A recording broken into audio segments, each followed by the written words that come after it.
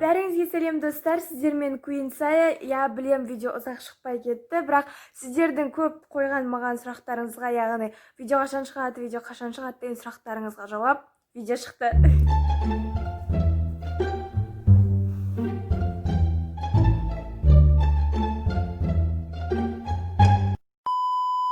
Бүгінгі видеода «Мои стильные нет» деген орыс тіліндегі видеоны қазақ тіліне аударып түсіретін боламын. Яғни маған ұнамайтын киімдер немесе менің стилімдегі емес киімдер болады бүгінгі тақырып айтатын. Және де айта кететін жағдай, мен ешкімнің көңіліне тигім келмейді, әркім өз қалаған стилінде киінеді. Сіздердің таңдауларыңыз, және де маған ол туралы ештеңе айтудың қажеті жоқ. Егер сіздерге қызық болса, онда ары қарай қараңыздар, және де кеттік.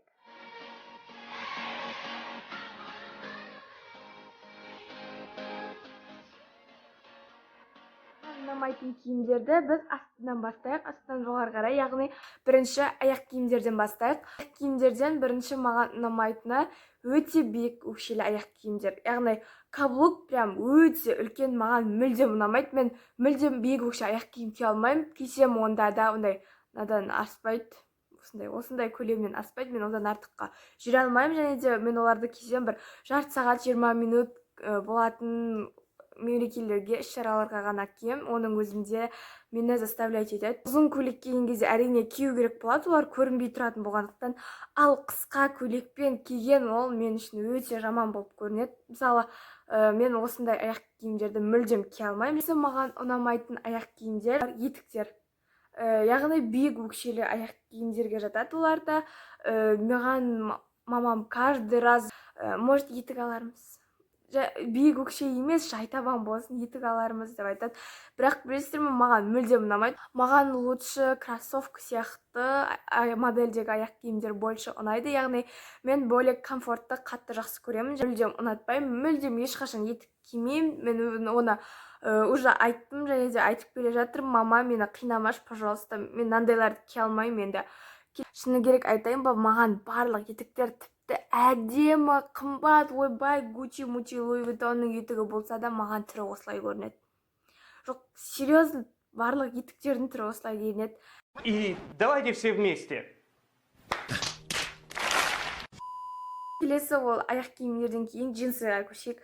Құрметті жігіттер, егер сіздер осы видеоны осы жерге дейін көріп отқан болсаңыздар, онда сіздерге қызық, стиль туралы қызық. Бірақ сіздер бізге айтасыңдар, неге шалбарыңды соншама көтеріп алғансыңдар, шалбарларыңды белдеріңе дейін көтеріп алған, это не стильно, бұл біртүрлі көрінеді деп айтасыздар. Мен соған стоп қойғым келеді. Мына шалбарды қараңыздар, яғни белге дейін көтерілмеген шалбар, және де мына шалбарды қараңыздар. Разницасын көріп тұрсыздар ма? Сіздерге қайсысы ұнап тұр былай қарағанда? Мына ұнап тұр ма сіздерге? Сіздерге осы ұнаса жарайды, онда білмеймін. Бірақ маған өз басым осындай высокий посадкадегі шалбарлар, джинсылар өте қатты ұнайды. Келесі кеттік, футболкалар. Гүл расцветкасынан қашамын. Маған более однотонный, алдында кішкентай жазуы бар, немесе мынандай үлкен жазуы бар, бірақ артында ештеңесі жоқ. Футболкалар ұнайды. Осындай футболкаларды қазіргі таңда модны болып жатыр ғой, акцентны болып жатыр. Осындай футболкалар ұнайды, бірақ осындай футболкаларды мүлдем ұнамайды. Бұндай футболкаларға тіпті қарағым да келмейді, базардың қасында өтіп кетемін. Және де келесі менің стилімдегі ең жоқ нәрсе, ең футболкалардың ұнамайтын нәрсе, ол TikTok, лайк деген секілді бір принт тұратын осындай футболкалар, мысалы ала кетсек, олар маған негізінен ұнамайды, вообще мүлде ұнамайды.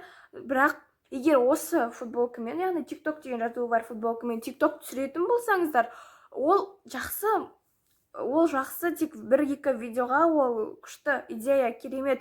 Бірақ оны өмірде, шын өмірде, көшеге шыққанда, шаруаларыңмен көшеде жүргенде, достарыңмен қыдыруға шыққанда киюдің керегі жоқ деп ойлаймын. Мүлдем маған ол ұнамайды. Келесі ол барлықтарын жақсы көретін толстовка, свитшот, худи. Мен барлығын бір ауызбен кофта деп айтаймын. Болып тұрады, олар өте біртүрлі көрінеді мен үшін. Маған более оверсайз, яғни өзіңнен үлкен болып тұратын киімдер қатты ұнайды. Тырысып тұратын киімдерді мүлде ұнатпаймын. Бірден айта кетейін. Мен мүлдем тырысып тұратын киім кимеймін деп айтпаймын. Мен тырысып тұратын киім кисем де сыртымнан джинсовка үлкен болып жабық тұратын, ондай қатты ашық емес, сондай киімдерді киемін. Келесі ол спортивный киімдерге көшейік, яғни спортивный параларға. Маған осындай корейский стильдегі түрлі фотолардағы киімдер ұнайды, бірақ мен мына киімді ешқашан кимес едім. Және де мынаны тоже ешқашан кимес едім. Және де, пожалуйста, мен бұны кимес едім. 10-11 жастан бастап өз-өзіме киім таңдай бастадым. Яғни анам маған көрсетеді, саған ұнай ма, ұнамай ма деген секілді. Оның алдындары 9-8 жасында мамам не алып береді, соны киетінмін. Өзіме киім таңдай бастағаннан бастап мен бұл киімдерді мүлдем кимейтін болдым. Қалып қояды ма деп қорқып кеттім ғой. Көйлектерден жаңағыдай айта кеткендей, тырысып тұратын көйлектер ұнамайды, мынандай жері лямка болып тұратын көйлектер ұнамайды, және де мындай лямкасы жоқ көйлектер ұнамайды. Фотоларын мына жерден көріп жатқан шығарсыздар, түсініп тұрған шығарсыздар менің не туралы айтып жатқанымды. Және де маған ұнамайтын көйлектер өте қысқа көйлектер. Прям мини көйлектер болады ғой, мини юбкадегі сондай көйлектер мүлдем ұнамайды.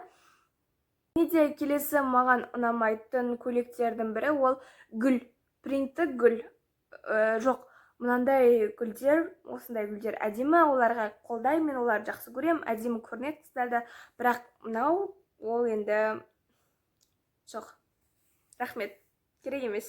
Мүлдем маған көрсетпеңдер. Мен бұл осындай көйлектерді көрсем бар ғой, андай барахолка есіме түсіп кетеді. Бұрын базардан киінетін едік қой барлығымыз, сол кезде барахолка есіме түсіп кетеді.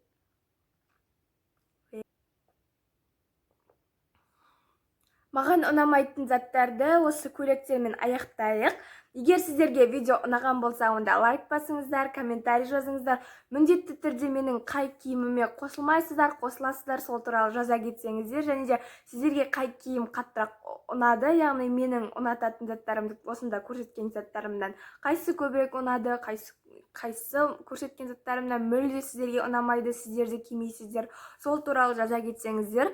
Мен барлық комментарийларды оқимын, өйткені маған өте қатты қызық. Сонымен қатар менің инстаграм парақшама тіркеле кетіңіздер. Кейде барлықтарыңызға соңғы айтатыным, өзгелер не десе де мейлі, өзіңнің таңдауыңды жақсы көр. Сіздермен бірге болған Queen Saya, мен сіздерді жақсы көремін.